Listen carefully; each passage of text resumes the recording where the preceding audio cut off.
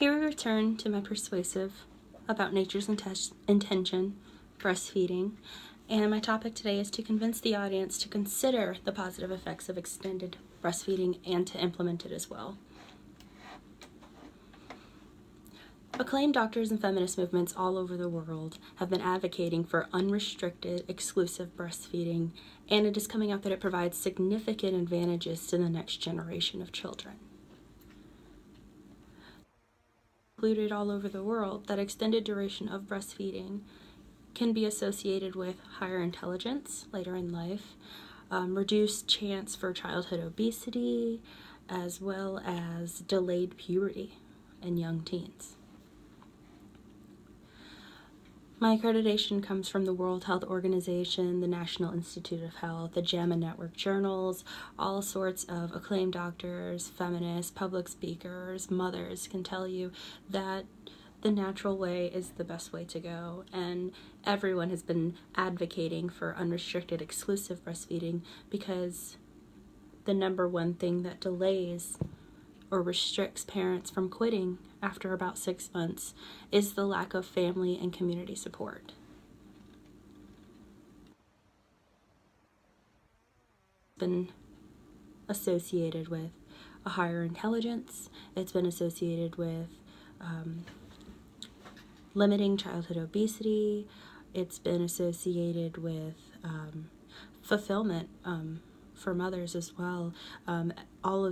All of mothers want the best for their children, and if they knew that it could provide significant benefits for their child later in life, they would continue it. But it is hard, and that's why many parents don't do it, or why they stop after 6 months. The World Health Organization does recommend that exclusive breastfeeding for at least 6 months is the healthiest option, and has concluded recently that it should go on for at least 2 years, and that would be perfectly normal and would include all of the benefits described earlier. It is known that most parents go into pregnancy with the full intent to exclusively breastfeed. However, a small percentage of those people actually follow through and continue past 6 months.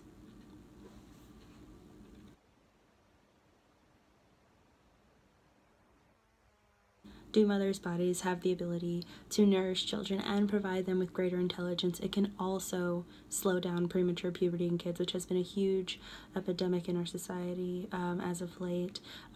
People have blamed it on the hormones in foods, or on the amount of sugar that we are intaking, well beyond the recommended daily allowance. But it really is about just having that good start. All of the vitamins, minerals, calories, the mother's body is able to adjust for what the child needs.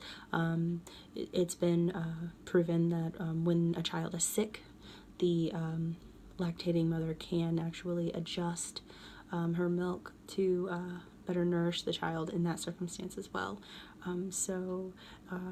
With all that being said, it is pretty clear that the mother's body knows exactly what it is doing and knows exactly how to provide those nutrients and nourish the baby pretty much the whole time. And I think it just boils down to a lack of education, because if parents did know all the great effects that it could have, then they would probably continue on longer despite the uncomfortable pain that it can cause. It would bring great fulfillment and a sense of pride to the family and to the mothers as well, if they knew what it could provide. So that's just something to think about as a community member, as a expecting mother, as a mother. Just anybody can be a part of that support system. Anybody can be a part of advocating for unrestricted, exclusive breastfeeding, extended duration of breastfeeding, and it just provides so many great health benefits at this point that there's very little to argue against. Thank you.